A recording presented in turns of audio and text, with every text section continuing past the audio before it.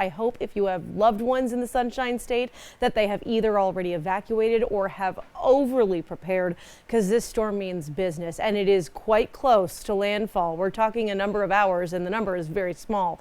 It's a Category 3 storm at this point. Sustained winds of 120 miles per hour. Now the storm has weakened, and I can tell you that not just because of the category on the Saffir-Simpson scale, but I actually want to show you guys something on the satellite and radar. Notice how the image of the storm is kind of lopsided and there's a lot more going on to the north than the south.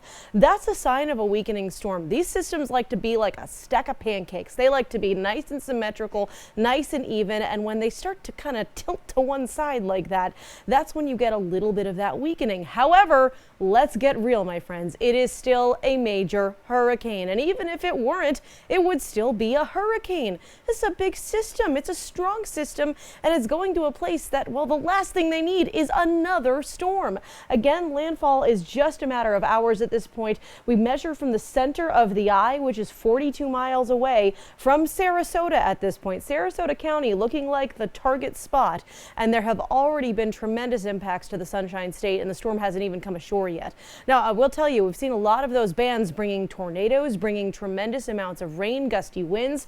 Let's talk about the rain for a second. 24-hour totals really starting to get bulky. You can see the heaviest areas depicted by the red, orange, and yellow shading. But I want to give you some of the numbers because I feel like that helps you really visualize it a little bit easier. Vero Beach with more than 8.5 inches of rain already. That's nearly a foot of water having fallen from the sky in the last 24 hours. If you want a little more perspective, let's take a look at the Sarasota Airport with 6.25 inches of rain in a 24-hour span. That number is pretty big as is, right? Well, how about this? It's way too wet at this airport for the entire month of October.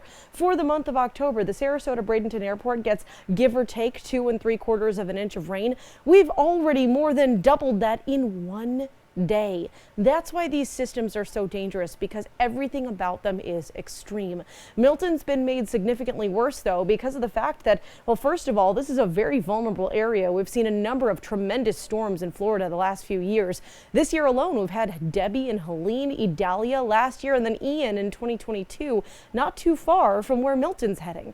Now, resources were already strained by Helene, which has made matters worse. Helene, a bad enough storm as it is, and residents are now experiencing something I call storm fatigue. Essentially, when you get too much of all of this in a row, too many bad storms, too much information, too much bad weather, it's kind of hard to think straight. Your brain becomes scrambled eggs, and unfortunately, it leads to a lot of bad decisions like staying in mandatory evacuation zones. I'm really hoping that as many people as possible left. Now, where's the storm going? Across the peninsula and then back out to sea. By the time it gets to Bermuda, it looks more like an area of low pressure, not a hurricane or a tropical storm. That said, we're going to keep an eye on things.